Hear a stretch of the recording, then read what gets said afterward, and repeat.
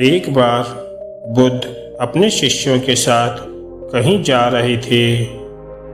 रास्ते में उन्होंने देखा कि एक युवक बहुत ही आवेश में पहाड़ी की तरफ जा रहा है। बुद्ध उसे देखते ही समझ गए कि या तो वह किसी की हत्या करने जा रहा है या फिर वह खुद आत्महत्या करने जा रहा है। बुद्ध ने उस युवक को आवाज लगाई, लेकिन उस युवक ने कुछ नहीं सुना। वह एक ऊंची पहाड़ी पर पहुंच गया, जहां वह पहाड़ी से कूदने ही वाला था।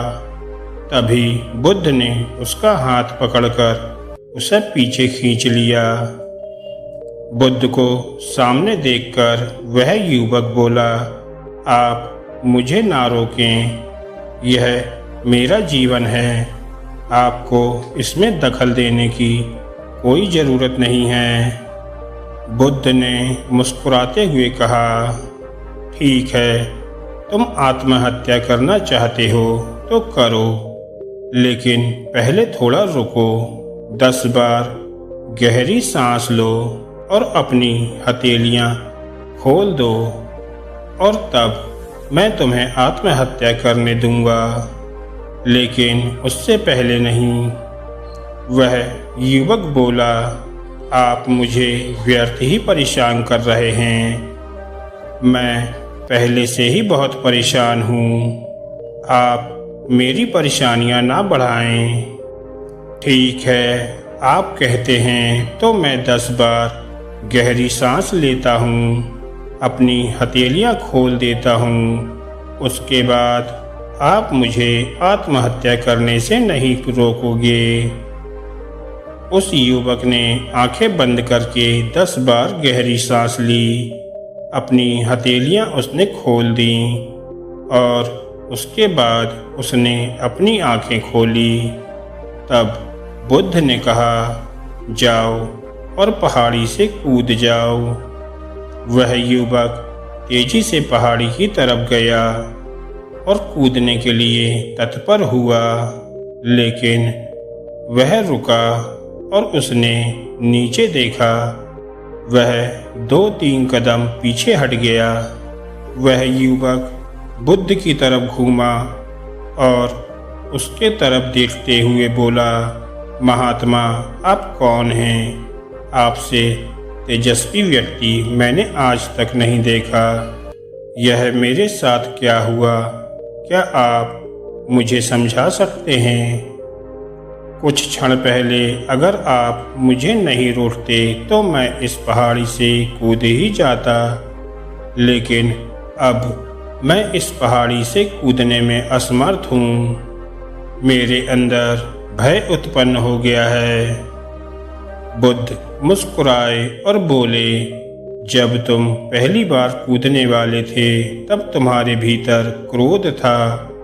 क्रोध मनुष्य की बुद्धि का नाश कर देता है और वह सोचने समझने की क्षमता खो देता है।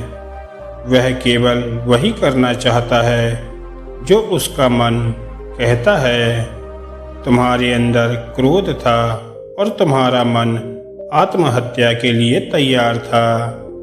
इसी कारण तुम पहाड़ी से कूदने के लिए तत्पर थे, लेकिन जब तुमने आंखें बंद करके गहरी सांस ली और अपनी हथेलियां खोल दी, तब तुम्हारी क्रोध की नकारात्मक ऊर्जा एक सकारात्मक ऊर्जा में परिवर्तित हो गई, जिसके कारण तुम्हारी बुद्धि को नियंत्रित प्राप्त हुआ और तुम सही निर्णय लेने में सक्षम हो सके। वह युवक बोला, आप कौन हैं महात्मा? आपने परिचय नहीं दिया। बुद्ध मुस्कुराए और बोले, यह जगत मुझे बुद्ध कहता है। वह युवक बुद्ध के चरणों में गिर गया और बोला, हे बुद्ध, आप मुझे अपने शरण में ले लें। मैं तो अपने पिता को सबक सिखाना चाहता था, इसलिए आत्महत्या करने जा रहा था। बुद्ध ने कहा, आत्महत्या करके कोई किसी को सबक नहीं सिखा सकता। इस शरीर के साथ हम इस दुनिया में कुछ भी कर सकते हैं, लेकिन अगर यह शरीर नहीं रहेगा तब हम कुछ भी नहीं कर सकते। युवक बोला, आप सही कहते हैं, लेकिन मेरे पिता ने मुझे बहुत अपमानित किया है। आप नहीं जानते बुद्ध, वह मुझे बात बात पर रोकते हैं। बचपन में वह मुझसे बहुत प्रेम करते थे। उसके बाद उन्होंने मुझे शिक्षा प्राप्त करने के लिए गुरुकुल भेज दिया और वहाँ मैंने शिक्षा प्राप्त की। मैं हमेशा से सोचता था कि मैं अहम शिक्षा प्राप्त करके अपने पिता का मान बढ़ाऊंगा और वह भी मुझसे बहुत खुश होंगे। लेकिन शिक्षा खत्म करके जब मैं वापस घर आया तब मैंने अपने पिता से कहा, मैंने सारे शस्त्र, वेद, उपनिषद पूरी कर ली है और अब मुझसे बड़ा ज्ञानी कोई नहीं है। तब वह खुश होने की बजाय कहने लगे, अपने आप को बड़ा ज्ञानी मानने का भ्रम मत पालो। मैं अपने पिता को दिखाना चाहता था कि मैंने कितना ज्ञान अध्ययन किया है। मैं बड़े बड़े शस्त्रास्त्र में जाने लगा, जहाँ सभी लोग मेरे ज्ञान से बहुत प्रभावित होने लगे। सभी ने मुझे महान ज्ञाता माना, लेकिन मेरे पिता ने मुझे ज्ञानी नहीं माना। वह मेरे शास्त्रार्थ के बीच पहुंच जाते और मेरे दिए गए जवाब में कुछ न कुछ कमियां निकालते रहते और सभी के सामने मुझे अपमानित करते। मेरे साथ रहने वाले मित्रों को भी वह अपमानित किया करते। वह कहते थे कि वह सब मेरा जीवन बर्बाद कर देंगे, क्योंकि वह सभी मित्र मेरी सहायता करते थे और मेरे ही ज्ञान की प्रशंसा करते थे। मेरी समझ में नहीं आ रहा था कि वह ऐसा कर क्यों रहे हैं।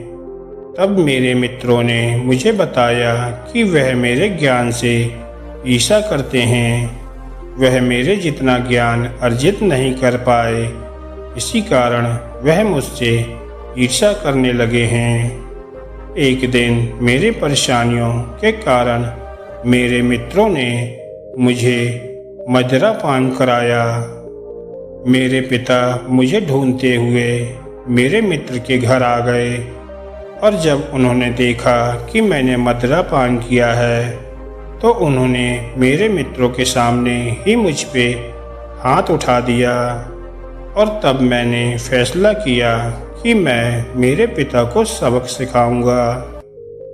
और एक पिता के लिए अपने जवान पुत्र की अर्थी को उठाने से ज़्यादा बड़ा सबक क्या होगा। तब वह सोच पाएंगे कि उन्होंने क्या गलती की है। इसी कारण मैं यहाँ आत्महत्या करने आया था। बुद्ध मुस्कुराए और बोले, मुझे एक बात बताओ, जो ज्ञान तुम्हें आत्महत्या करने से ना रोक सके तब तुम कैसे ज्ञानी हो। वह युवक बोला, आप सही कह रहे हैं। अब मैं अपने आप को अज्ञानी समझने लगा हूँ। आप मुझे अपनी शरण में ले लें। आपसे ज्ञान प्राप्त करना चाहता हूँ। बुद्ध ने कहा, तुम मेरे साथ 4 दिनों तक रहो। उसके बाद अपने पिता के घर जाना। अपने पिता के घर तुम मध्य रात्रि के बाद जाना और चुपचाप घर में प्रवेश करना। तब तुम्हें वहाँ जीवन का पहला ज्ञान प्राप्त होगा। उसके बाद वापस आकर मुझसे मिलना। वह युवक बुद्ध के साथ 4 दिनों तक रहा। उसके बाद वह बुद्ध से आशीर्वाद लेकर अपने पिता के घर चल दिया। मध्यरात्रि होने पर उसने अपने पिता के घर में प्रवेश किया और उसने देखा कि उसकी माता बिस्तर पर है और वह बहुत बीमार है। उसके पिता उसकी माता के पास बैठे हैं। उसकी माता उसके पिता से कह रही है कि तुम्हारी वजह से मेरा पुत्र मुझसे दूर चला गया। अगर तुमने उस पर इतनी शक्ति ना की होती तो वह अभी भी मेरे पास होता। उस युवक ने देखा कि उसके पिता, जिनकी आंखों में उसने आज तक एक आंसू भी नहीं देखा था, उनकी आंखों से आंसू बह रहे थे। उस युवक के पिता ने कहा, मैं अपने पुत्र को कभी दुख नहीं देना चाहता था, लेकिन वह बहुत ज्ञानी था और मुझे डर था कि उसका वह ज्ञान उसके अंदर अहंकार न पैदा कर दे। अहंकार के कारण मनुष्य अपने पथ से भटक जाता है। इसी कारण जब सब लोग उसकी प्रशंसा करते थे तब मैं वहां पहुंचकर उन व्यक्तियों को ढूंढना चाहता था जो उसकी गलतियों को उसे बताएं, लेकिन वहां एक भी ऐसा व्यक्ति नहीं था जो उसकी गलतियों को उसे बताता। तब मैंने निश्चय किया कि मैं उसकी गलतियों के बारे में उसे बताऊंगा, लेकिन वह अपने मित्रों के कारण मेरी बातों को अनसुना करता रहा।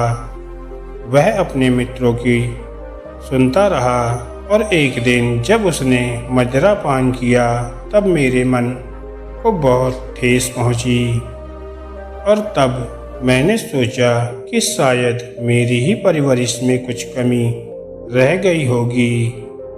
मैं एक अच्छा पिता नहीं बन पाया, पर तुम चिंता मत करो, मैं तुम्हारे पुत्र को कहीं से भी खोज कर लाऊंगा। जितना प्रेम तुम अपने पुत्र से करती हो उससे कहीं ज़्यादा प्रेम मैं भी अपने पुत्र से करता हूँ। मैंने उसे हर जगह ढूंढा पर वह नहीं मिला। माता ने कहा, मेरा मन कहता है कि वह यहाँ से कुछ दूर एक गांव में भगवान बुद्ध रुके हैं। वह अवश्य ही वहाँ होगा, तुम जाकर देखो। वह युवक यह सब सुन रहा था। उसके आंखों से आंसू बह रहे थे। वह चुपचाप घर से निकल गया और बुद्ध के पास वापस पहुंचा।